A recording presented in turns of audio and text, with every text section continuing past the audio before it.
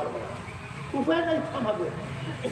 নবী আলাইহিস সালাম ব্যাখ্যা করেন, ব্যাখ্যা করতে তো বাধ্য হয়েছে।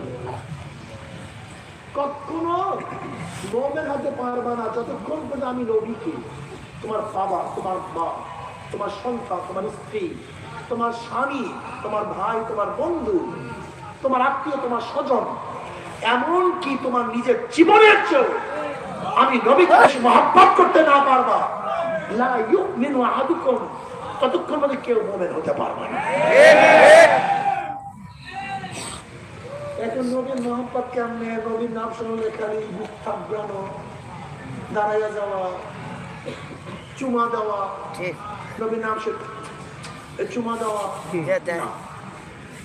নবী আলাইহিস সালাম মহব্বতের কথা বলছেন, মান আহাব্বা সুন্নতি ফাকাদ আহাব্বানি।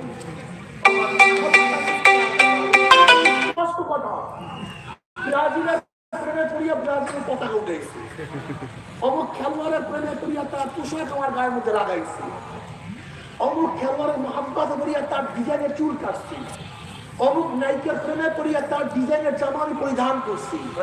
অর্থাৎ যে যাকে মহব্বত করে তার রং সে ধরে।